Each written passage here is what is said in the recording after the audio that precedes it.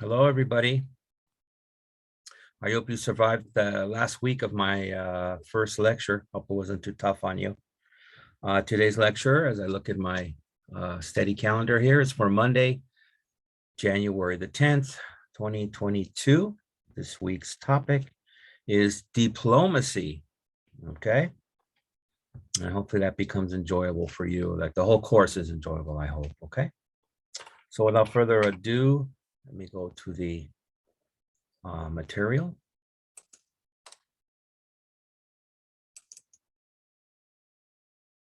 Let me minimize myself.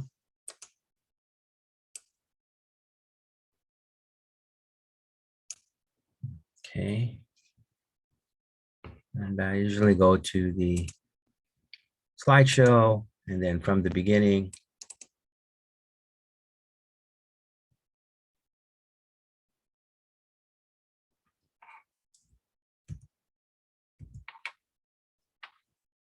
Okay, and if you forgot the name of the class, it's Introduction to International Relations.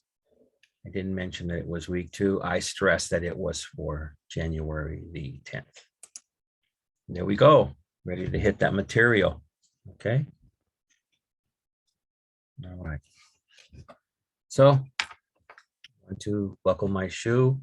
Diplomacy. As the previous chapter showed, war compels. Compels is a very interesting word. If you say a compelling story, that means you are drawn to it. You really can't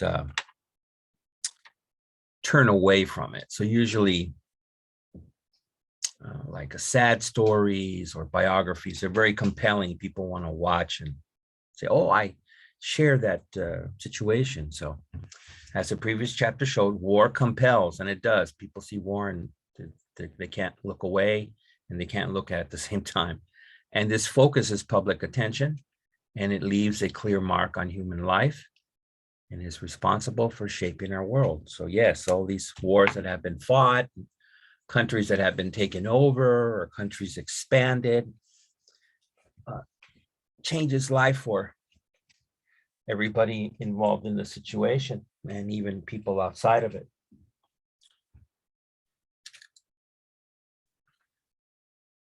On the other hand, despite its importance, diplomacy rarely gains much attention.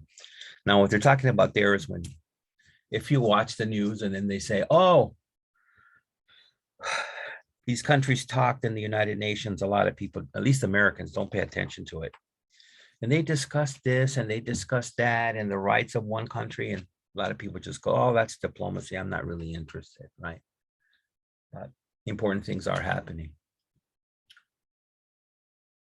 When military theorists, that's the people who study it and have theories about war, Karl von Clausewitz remarked in the early 1800s, so that's quite a while ago, even before myself, that war was a continuation of policy by other means.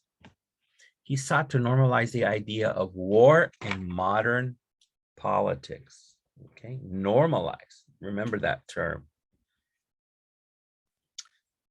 But his words also indicated that actions short of war were available to help states achieve their objectives. So in other words, let's say hundreds of years ago, many countries, or could I say most countries, because it happened throughout the whole world, they felt a lot of times the only answer to their solutions of problems between, let's say, two different countries was we just fight a war and the winner, decides what to do. But he's saying here, hey, there are actions or things short of war that are available to help states achieve their objectives where you don't have to kill other folks. And that's a good thing. And these are typically actions of diplomats. Diplomats are the people that usually carry these things out. And their work is often far less expensive. War is expensive to build arms and bullets, and gather soldiers is very expensive. Okay.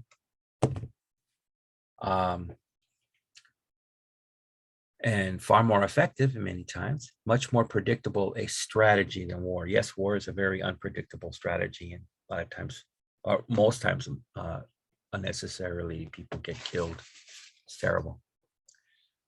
So in fact, unlike in centuries gone by when war was common, diplomacy is what we understand today as the normal state of affairs governing international relations.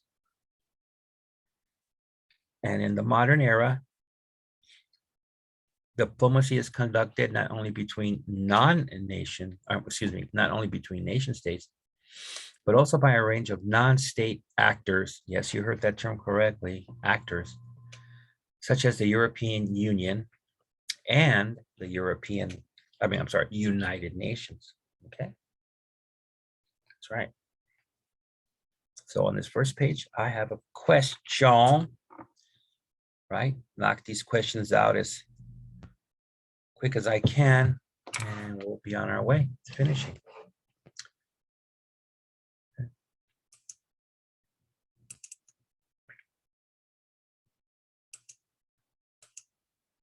Question 1.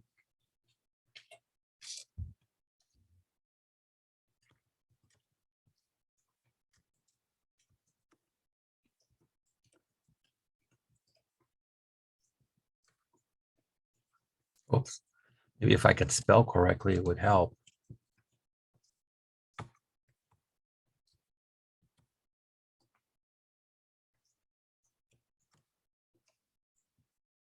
Okay, let me try to stretchy poo.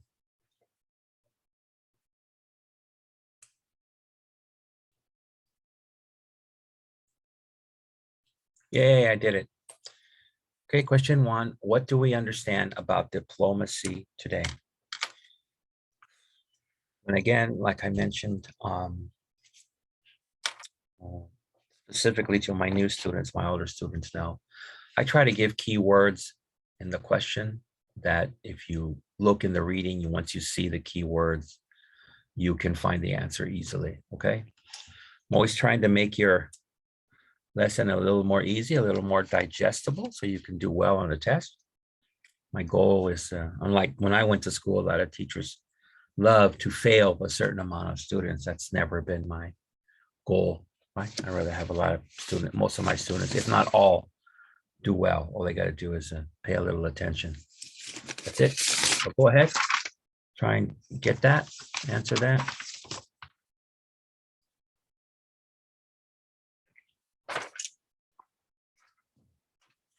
And you might hear the air conditioner go on. You're like, isn't this winter time? But this room with the closed door to improve your sound gets very hot. Yeah. So go ahead.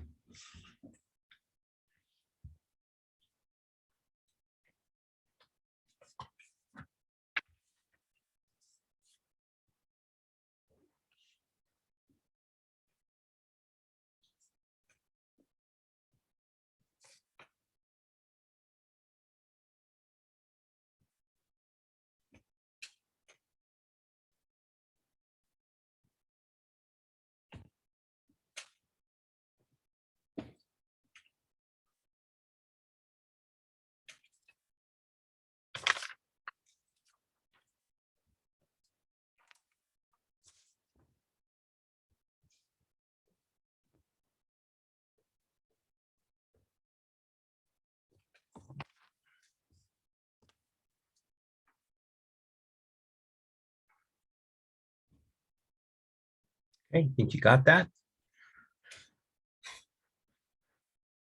All right, let me get the eraser. Again, repeating, what do we understand about diplomacy today? All right, let's return to the material. We finished here with the European and United Nations. Next category, what specifically is diplomacy? Okay. Diplomacy has probably existed for as long as civilization has. The easiest way to understand it is to start by seeing it as a system of structured communication between two or more parties. Records of regular contact via envoys are people or communication lines traveling between neighboring civilizations date back at least 2,500 years. They lacked many of the characteristics and commonalities of modern diplomacies, such as embassies, international law, and professional diplomatic services. Yet, it should be underlined that political communities, however they may have been organized, have usually found ways to communicate during peacetime somehow, right? And maybe 150 years ago, people also, a lot of countries still did not have trains, let alone cars, right? They communicated by carrier pigeon, which they gave a pigeon a note on its foot, and I don't know how it was trained, but it was able to fly and communicate to another city. Plus, they also had people that were actually runners before that, maybe 200 years ago, and they ran between town and town and passed notes up. Quite different than a mail service or what we have today, emails and what have you. So that's the old way. And repeating, however, they may have been organized, have usually found ways to communicate during peacetime and have established a wide range of practices for doing so. The benefits are clear when you consider that diplomacy can promote exchanges that enhance trade, culture, wealth, and knowledge. And those are important things when you have diplomacy. Can we help you with this? Can you help us with that? Things like that. These are not things done by generals and soldiers, right? Okay, so as I finish that, I have a question there too.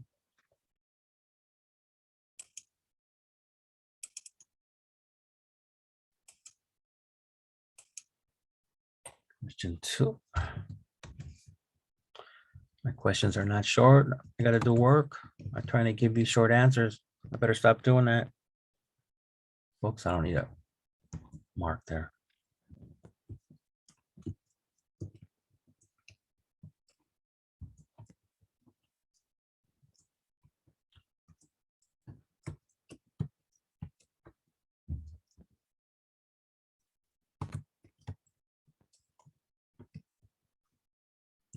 Okay, that looks good as a 2, so I'll leave it like that. No stretching needed there.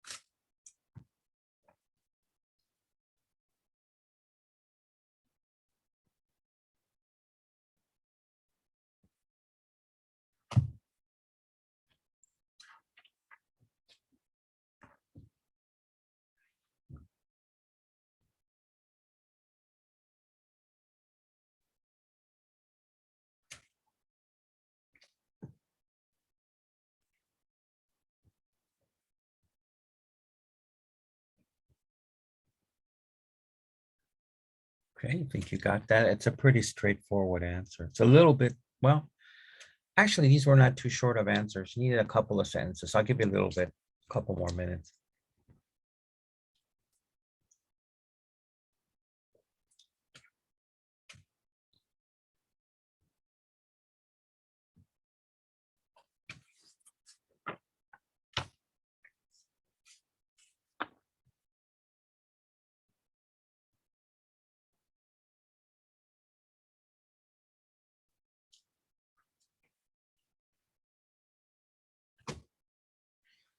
All right, get the eraser. What is the easiest way to understand diplomacy? That's a pretty good question, right? I'm asking you the easiest way, not the most difficult, not the longest. Again, your donations can be sent to my email. Right, back to the reading.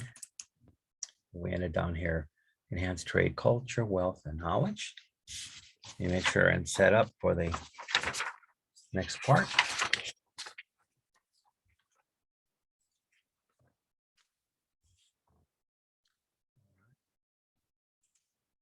All right. Now, for those looking for a quick definition, diplomacy can be defined as a process between actors. There's that word again there. So I'm going to explain it. I don't mean, actors like Johnny Depp and Brad Pitt. Diplomats usually representing a state. These are the actors who exist within a system, international relations, and engage in private and public dialogue, which is the diplomacy part, to pursue their objectives in a peaceful manner. Okay. Diplomacy is not foreign policy and must be distinguished from it or separated from it. It may be helpful to perceive or to understand diplomacy as part of foreign policy. When a nation state makes foreign policy, it does so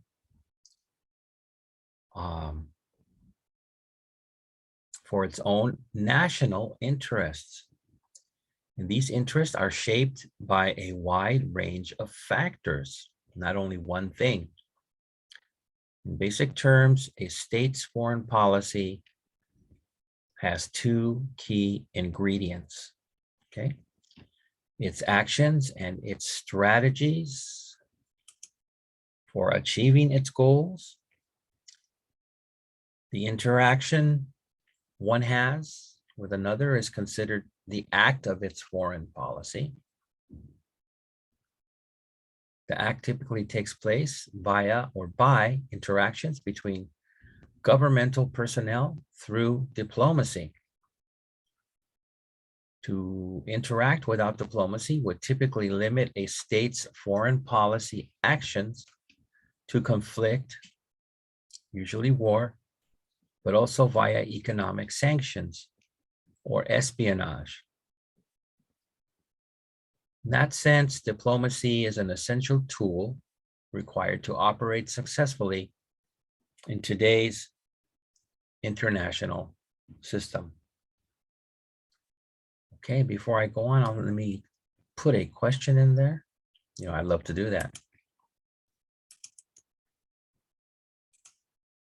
Look at this already, question 3, how nice. My limit's usually 100 questions every week.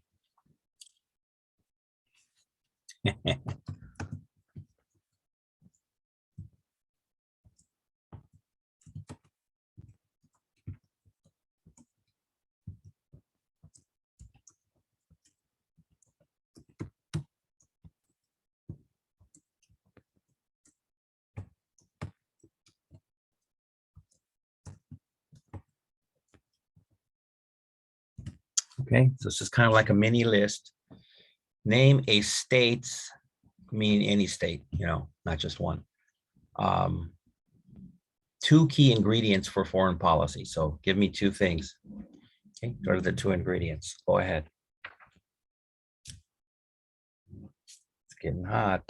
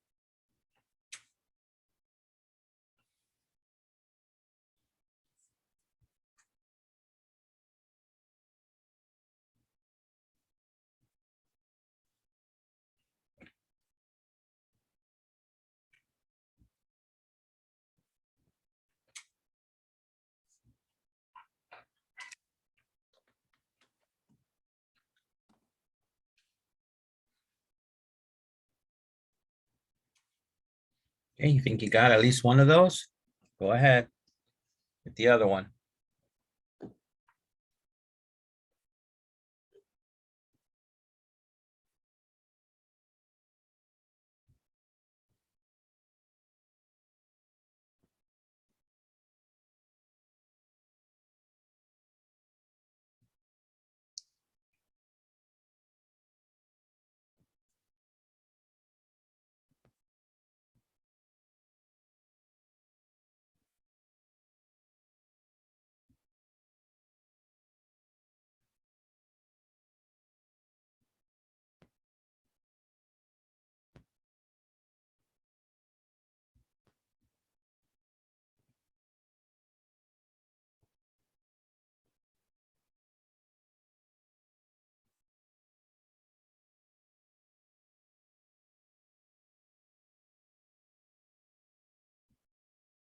Okay.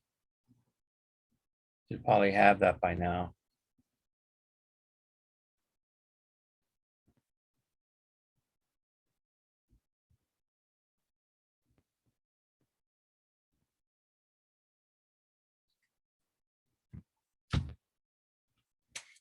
All right. Grab the eraser. Repeating, name a state's 2 key ingredients for foreign policy. Should be able to find that.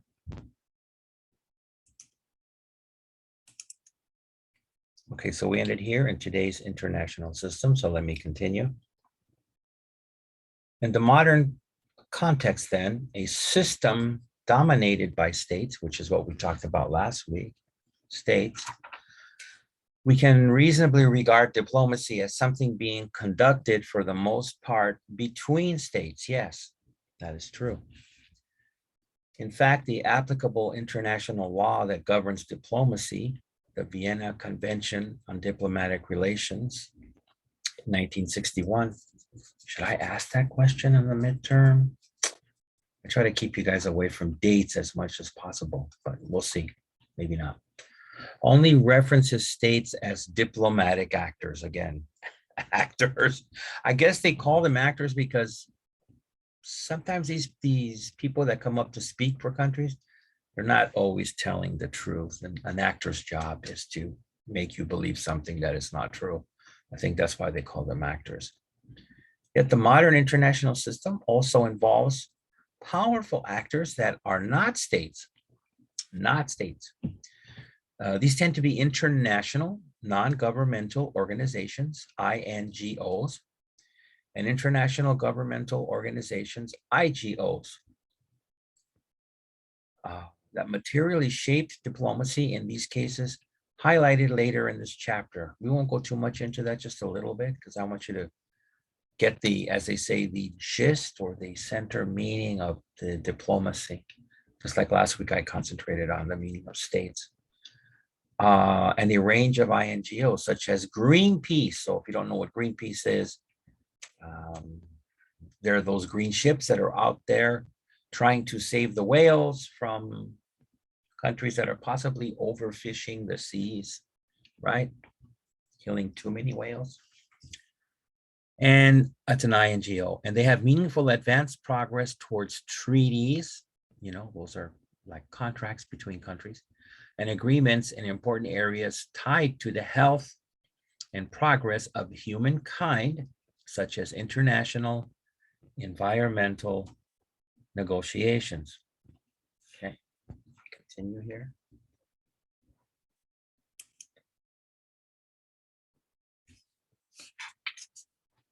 Make sure I'm at the correct area. Okay. While readers of this book will be familiar with the concept of war to some extent, due to its ubiquity in modern life, means that it's, you know, everywhere. Diplomacy may present itself as something alien or distant. On the one hand, this is a consequence of what diplomacy is and how it is carried out.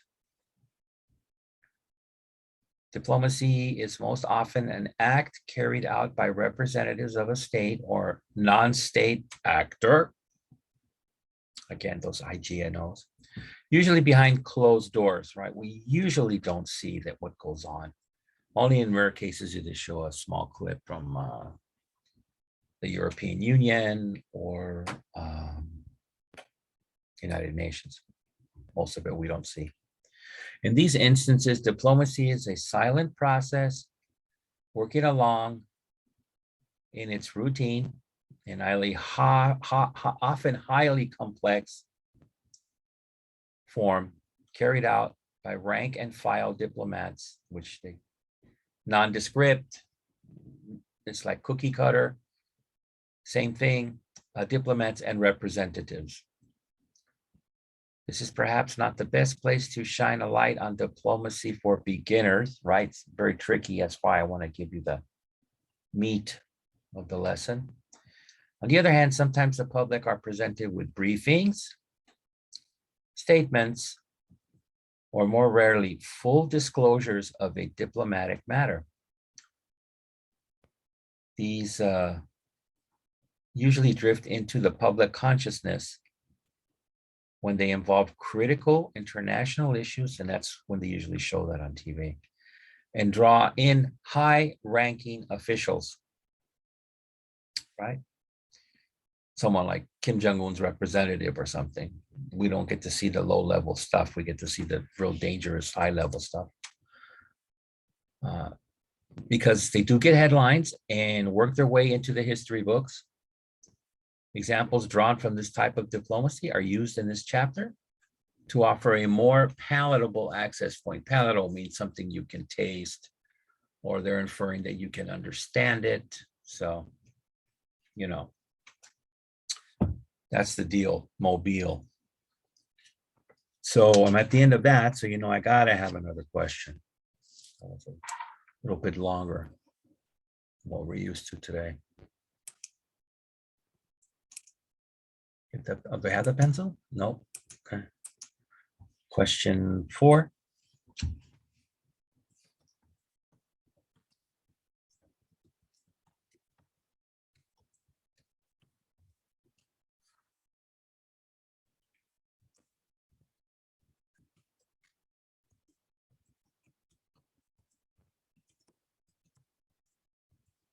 I think I can make this a onesie.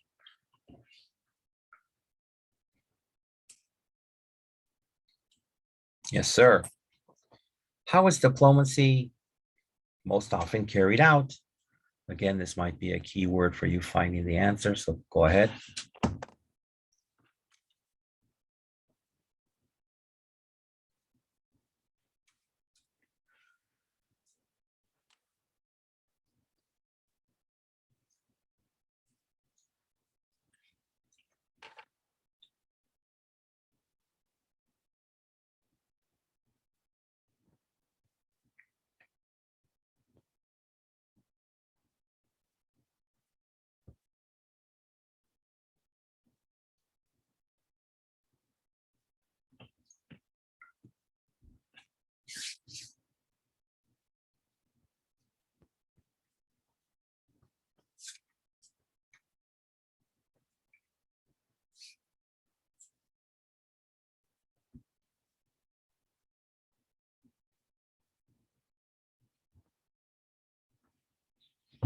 Okay, it's enough of that air con.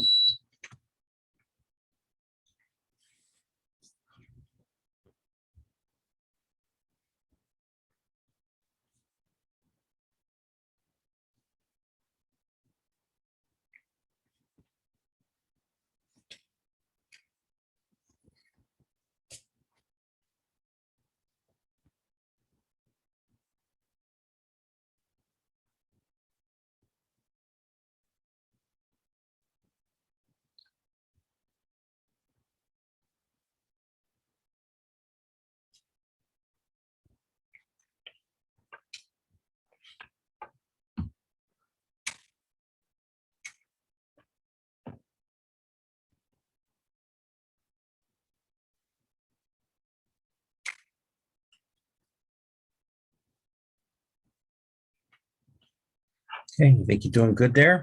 I hope so.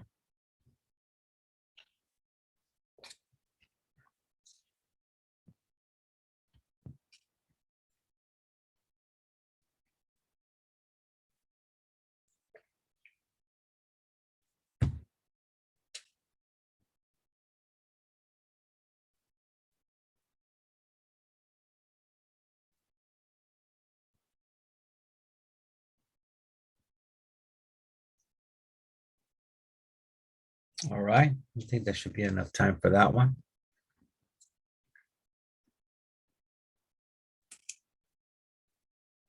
All right. How is diplomacy most often carried out? Right here.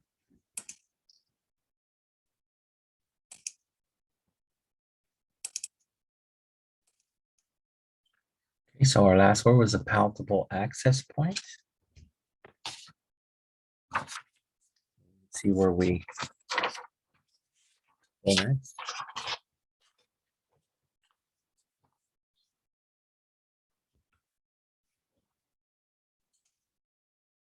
All right. So it's like a good starter point, the United Nations. We got to get that in there.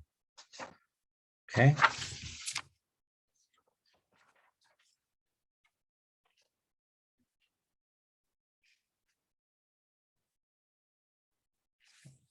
United Nation or UN, which was created in 1945, in part to give international diplomacy a focal point and create a more secure world. Attempted in vain, that means they lost, to outlaw nuclear weapons in the late 1940s, because if you remember, the United States bombed Japan with an atomic weapon, and new nuclear weapons were made following suit. Following that failure, a series of less absolute, right? Absolute means a complete goal instead of smaller goals, not so large in space, were advanced, most notably to regulate the testing of nuclear weapons. And this goes on now because remember, we've always been trying to test the nuclear weapons. Again, if I mentioned Kim Jong-un, and he plays games and we don't get to test them, or we go to an old site where they're not working and it secretly has them hidden someplace else, or we can include Iran in the mix. Weapons that were being developed required test detonations. Detonations is when they actually go boom and let them go. And each test released large amounts of radiation into the atmosphere, endangering ecosystems like oceans and forests, and also human health. The United States tested their atomic bombs before they dropped them on Japan to end World War II. On islands called the Bikini Islands, that's where they tested them first. And unfortunately for the people who lived on these South Pacific islands, they had a lot of radiation problems, and people got cancers and different things like that.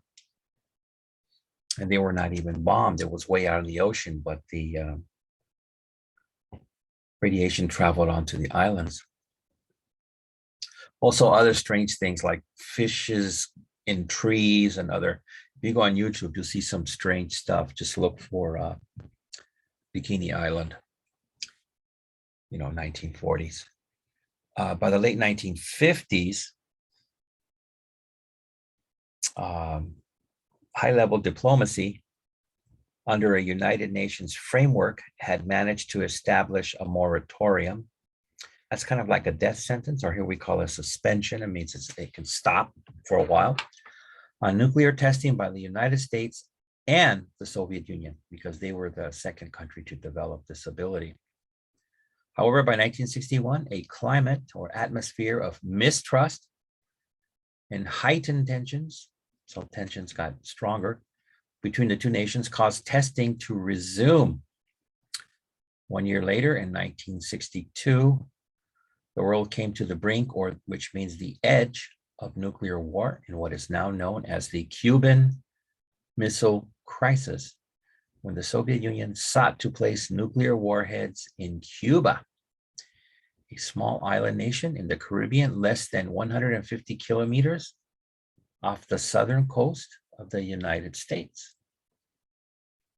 Cuban leader Fidel Castro had requested the weapons to deter or scare the United States. Now, before I continue, I have a question on this page. Again, I'm racking these out. This will be question 5. That means we're halfway done in the questions. Are you happy? I hope so.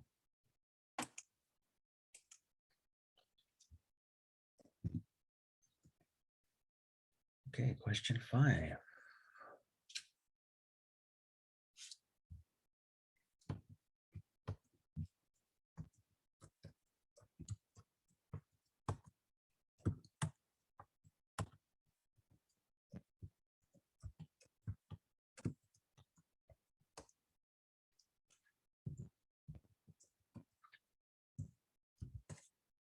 Okay, that looks good as a 2.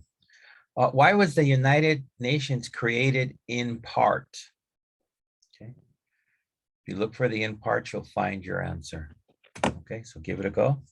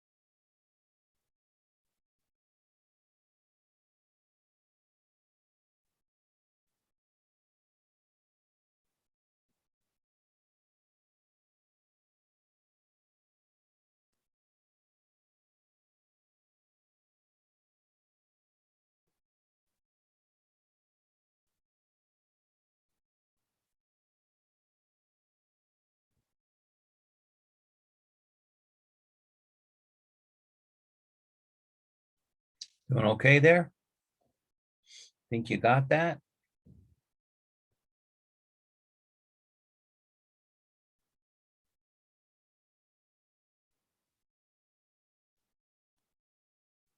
Okay, I guess I'll go for the eraser.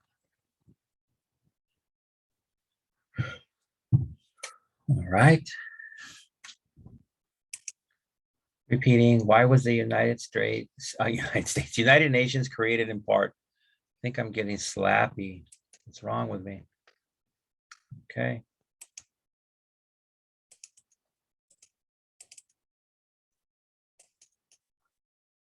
All right, this is where we turned off, where it said Cuban leader Fidel Castro, again, this is in 1962, had requested the weapons to deter or scare the United States from meddling. That means, getting involved in their Cuban politics, stay out.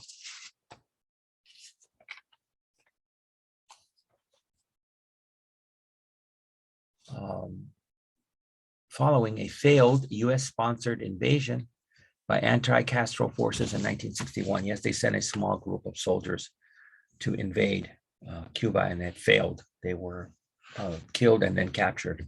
The rest were captured and sent to prison. As Soviet Premier Nikita Khrushchev, he was a premier in 1962. He was the bald-headed fellow that if you look at your history stuff, he was at the United Nations and pulled off his shoe and said, we will bury the United States. And he hit the desk with his shoe. So this Soviet premier, Nikita Khrushchev, put it, the two most powerful nations had been squared off against each other, each with its finger on the button for the nuclear missiles, right? After pushing each other to the brink or the edge, US President John Kennedy and Khrushchev found that via diplomacy, right, instead of soldiers and acts of war, they could agree to a compromise that satisfied the basic security needs of the other. Over a series of negotiations, Soviet missiles were removed from Cuba. In return for the United States removing missiles they had deployed or placed in Turkey and Italy, as the two sides could not fully trust each other due to their rivalry, being the US and the Soviet Union. The diplomacy was based and succeeded on the principle of verification by the United Nations, which independently checked for compliance. So again, let me further clarify this or elaborate here. Again, I'll use the most current situation with, again, North Korea. You know, when North Korea makes certain demands, and then the United States fires back and says, well, you seem to be firing off these Tepodong or missiles, you know, every 6 months. What's the reason for that? You're not supposed to be able to manufacture nuclear missiles. Through diplomacy, the United Nations goes and checks in North Korea. They don't allow the United States government or the army to go in there. Hell no. And say, check our facilities for our nuclear weapons. They have to have a, you know, third party go in there. And that's how the United Nations does their thing for international diplomacy, just like the United States would not allow Kim Jong-un's army to come in and check things that they want checked from the United States. Okay. So the United States or United Nations go and verify, yes, things are okay, right?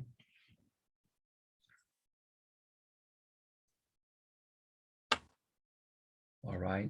Let me see here. Yeah, I can go down some more.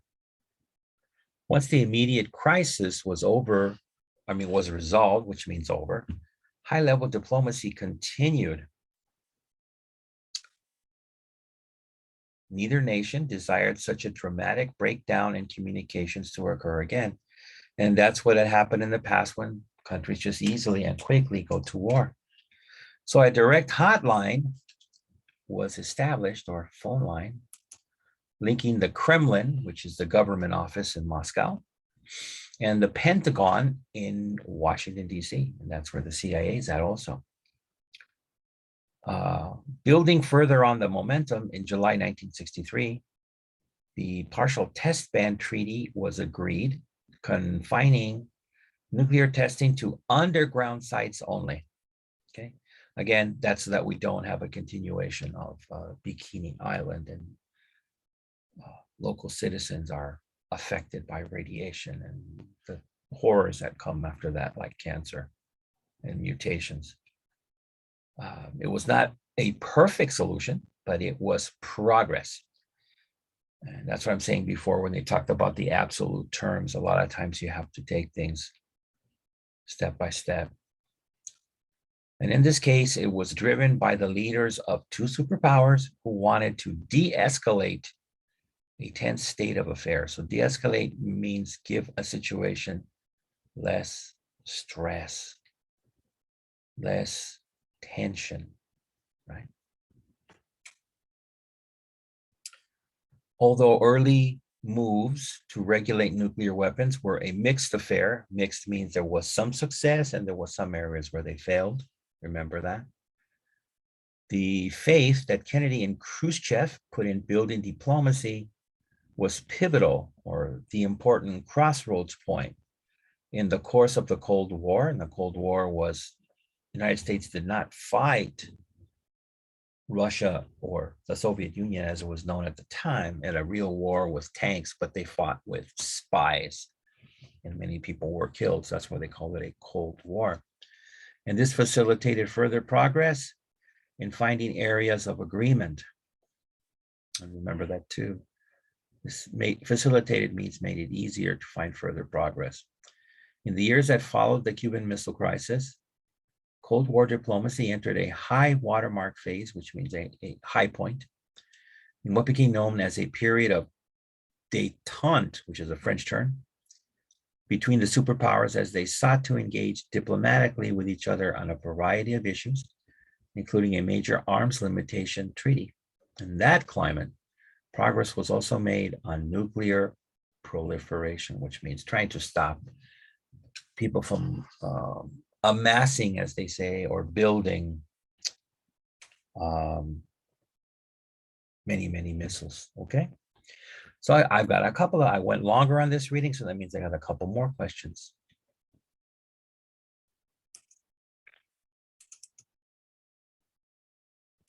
Everybody's doing okay.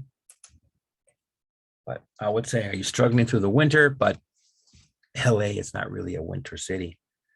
I mean, Seattle doesn't snow that often, but they had a blizzard this year and they're struggling with that.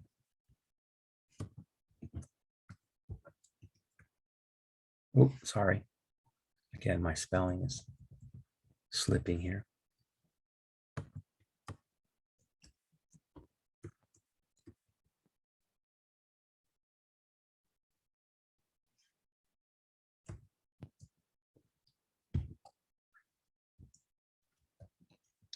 It's going to be a long one for me. Short answer for you. That's not fair.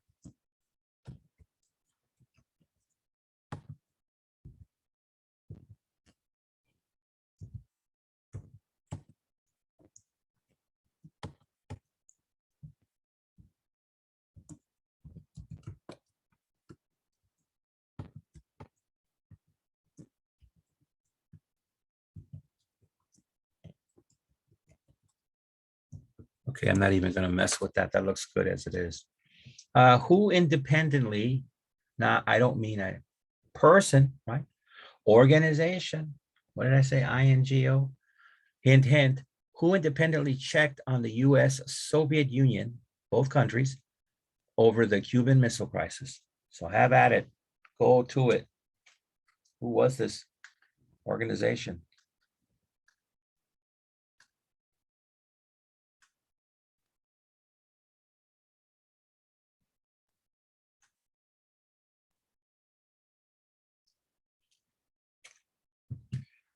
So don't tell me, oh, I think it was the LAPD, or other students. Was it the Boy Scouts?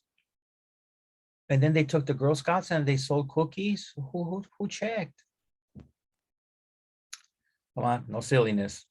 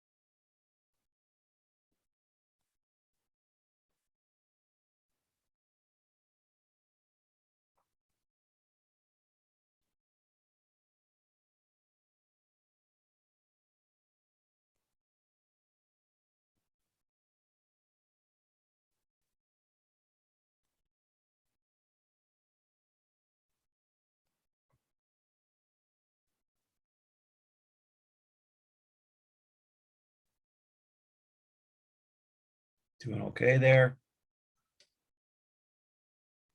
You're going to put it was the FBI or the CIA.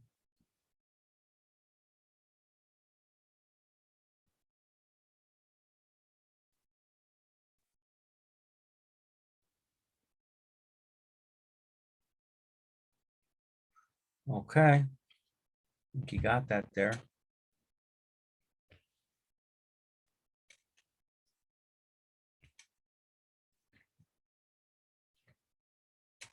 All right. Repeating, who independently checked on the US and Soviet Union over the Cuban Missile Crisis? I think I explained that very well. So that was, just let you know, question 6 and 7. So, I usually give you 10. We only got 3 left.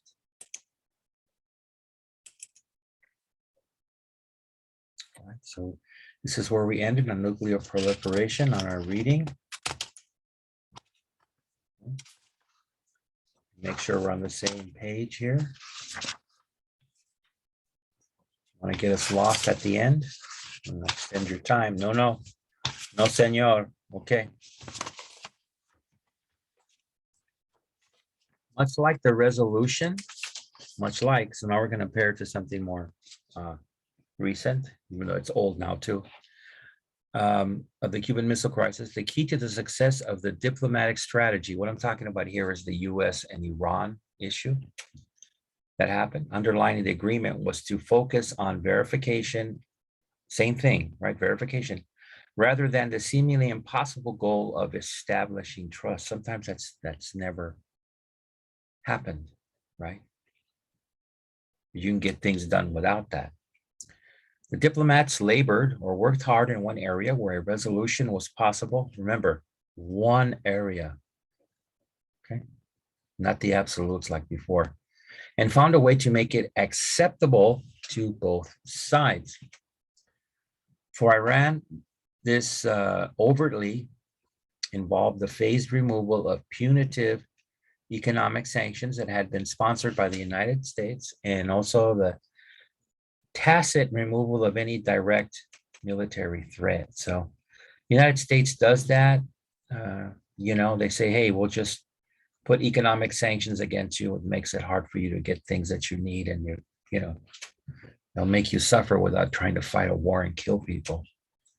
For the Americans, the deal placed Iran under a strict regime of verification to ensure that it cannot easily develop nuclear weapons. And I mentioned that earlier, comparing, Iran to North Korea. They have to be checked. And if appeared to be doing so if it looked like, hey, I think they're secretly making these nuclear weapons, there would be time for the international community, not the US, to react before these weapons became usable. This is known as a breakout period. You don't have to see this broad in 2015, don't worry about it. Such a thing is only possible via an unprecedented, which means never came before, system of strict international inspection of Iran's facilities, which Iran agreed to, okay? So I got a question here, question 8, we're inching closer.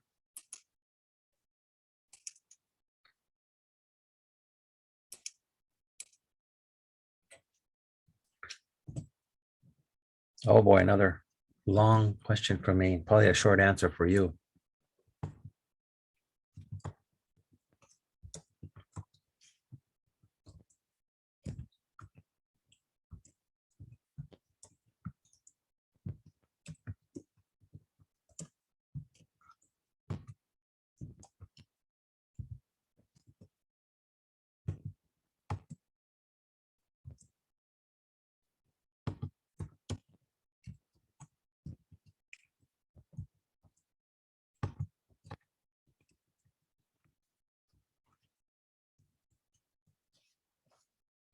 It looks good as it is. What was the key to the success of US-Iran diplomatic strategy? So what was the key to the success? Probably very similar to the US-Cuban Missile Crisis. So give that a go. It's question 8.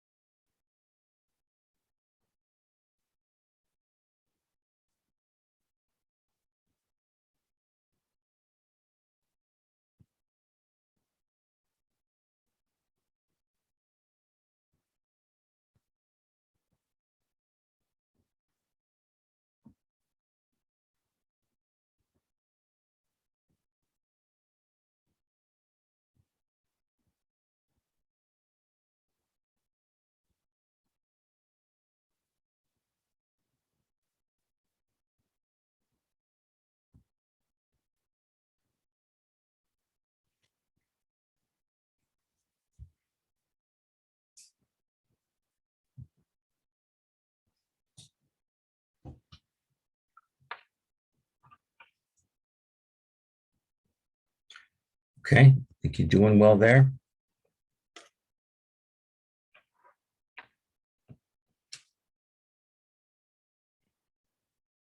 All right, waste your time. What's the key to the success of U.S. and Iran diplomatic strategy?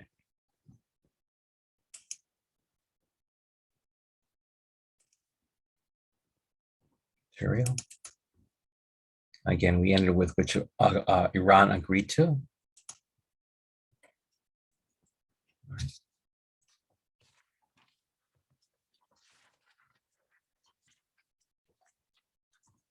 Here we go. The resolution of the U.S.-Iran nuclear standoff, that means when either side could not move forward, would not have been possible without the bold move of three European nations to start a diplomatic, remember this chapter is called diplomacy, process during the tense year of 2003. It's so strange. I think of, oh my God, 2003 was just yesterday, but already since this is now 2022, so 19 years ago. Oh my God. I was a teenager in 2003. Anyway, if you believe that, I have some property to sell you in Florida. Okay. Not only was a serious confrontation between Iran and the United States avoided, thank God, but the important non-proliferation principle that has become central to international relations was upheld by securing Iran's commitment to the non-proliferation treaty. The Iran nuclear deal, although a clear example of diplomatic success in the face of tall odds, is contentious and fragile, which means, it could fall apart at any time. Again, there's not a lot of trust between the two countries. It will need to weather multiple political shifts. So that means it will need to survive different political shifts in the United States and Iran. If Iran becomes more and more Islamic, they might say, to hell with this, and that might unseat it in years to come, it might destroy the treaty. And it does not remove the enmity, which is the distrust, maybe the anger, some people say hatred between the states, which continue to mistrust each other even to this day. However, it may be seen in retrospect, which means as you look at the past, as the opening act on a path of rapprochement between the two nations that may gradually replace. So they're hoping that it's actually the first step, right? That's opening an act on a path. So it means the first step that the two nations may gradually replace the toxic, I don't know if it's a toxic, angry patterns of relations begun in 1979 with the hostage crisis. And that's a whole nother issue when Iran took over the US embassy and made the people inside hostages. Okay.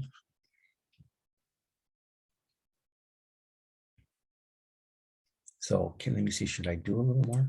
Yeah.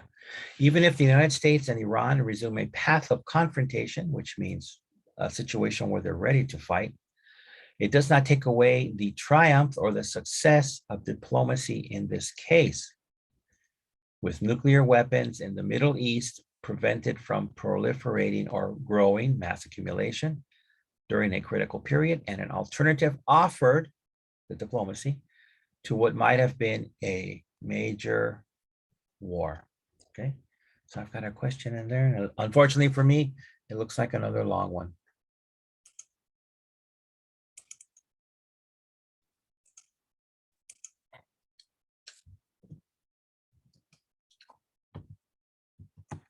It's a straightforward question.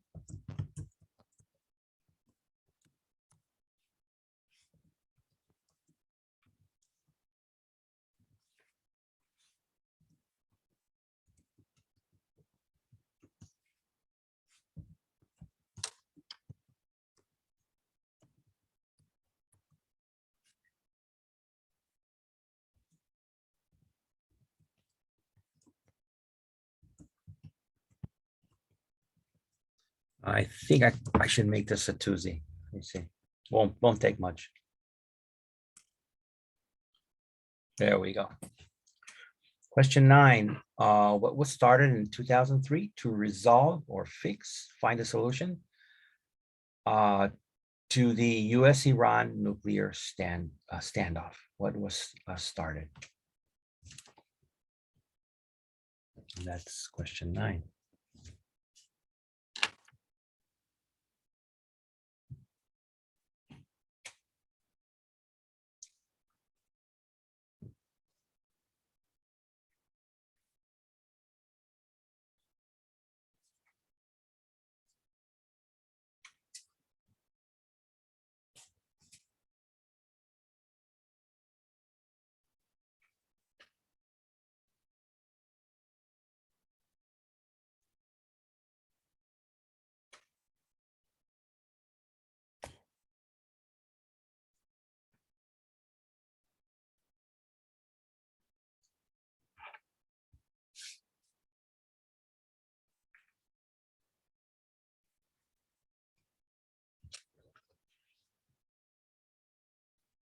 If you need a hint there's a little passage that talks about 3 countries, and that's where you'll find your answer.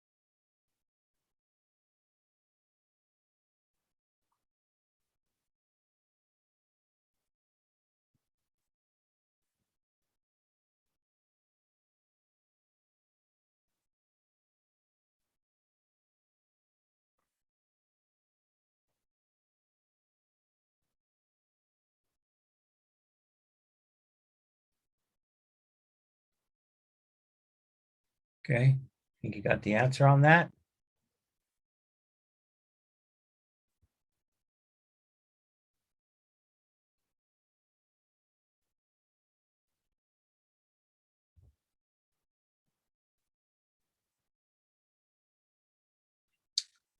All right, as you know, we're getting towards the end, folks.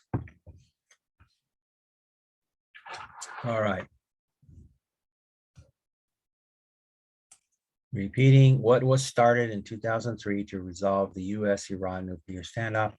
Again, the hint is look for the passage in the reading where it talks about 3 countries, European countries, I think. Right, on to the last part of the reading and our last question, and we shall be done for this week. So we ended here, that what might have been a major war. Here is our conclusion. We had a nice conclusion last week, and we're lucky enough to get one here. We won't get one every week, but this is a good one here. Diplomacy in the modern era, an era sometimes called the Long Peace. It's attributed to a person named Gaddis in 89. Again, you don't have to remember about Gaddis or 89. And this was due to the absence of major war, a world war since 1945, and has deepened and widened in complexity. Nowadays, it would be ill-advised or foolishly advised to base a description of diplomacy on actions short of or in response to war between states. Diplomacy today is integral or very important, the core, to ensuring that our period of long peace gets longer and that the world we live in is as conducive as possible to the progress of the individual, which means it makes the situation as positive as possible to the progress of the individual, as well as the state. As today's world is more linked and interdependent than ever before, again, through mass media and computer connections, effective and skillful diplomacy is vital or very important to ensure that humankind can navigate, right, like your ship navigate a terrible ocean sea, an ever-growing list of shared challenges such as climate change, pandemics, which is what we're going through right now, COVID. I think I still have SARS from 2001. Transnational terrorism, we're still experiencing terrorism. And nuclear proliferation, again, the buildup of nuclear weapons. It may be our undoing, which if left unresolved, which means if we don't try and check these bad situations, our undoing means they might kill us, right? If left unresolved or untaken care of. So while you may not know the names of many of those engaged, right? Who are these people, this diplomat from Czechoslovakia or this diplomat from, we don't know them in diplomatic endeavors, nor see much of their work. No, we don't get to see a prospectus on how much work they did, credited in the media. Their work is more important than ever to all of us. And my good students, that ends the reading for today. So let me finish it off with a question, the last question of the day. Or, hey, let me go to the restroom for half an hour and then I'll come back and we'll do the last question. Does that sound good? That sounds like fun. Do I hear a no? Did I grab a pencil? Oh dear. Okay, here we go.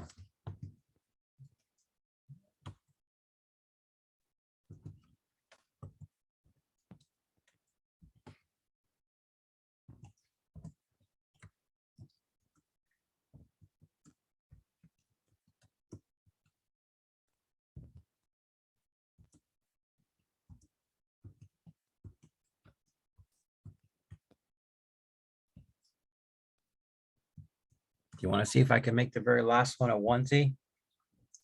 Let's give it a go. Hanadul said, each Nissan. Very good. I did it. Yay. So repeating, diplomacy today is integral or most important to ensure what? So give it a go. Last question of the day.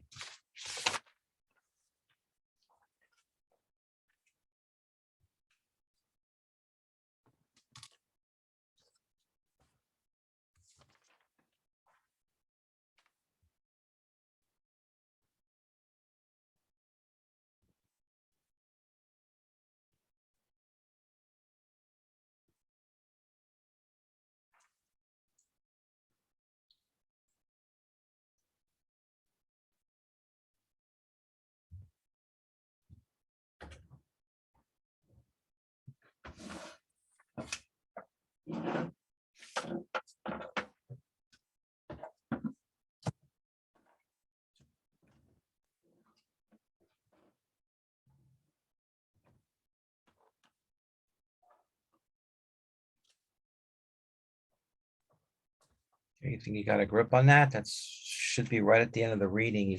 That should be fresh in your minds. Okay.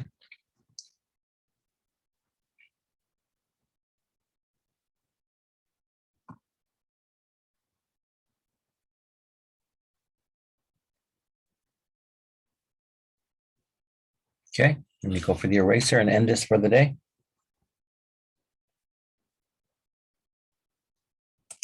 Diplomacy today is integral or most important to ensure what? What's it trying to ensure?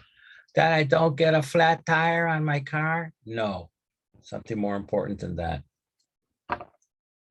Okay, so let me go to the important stop share.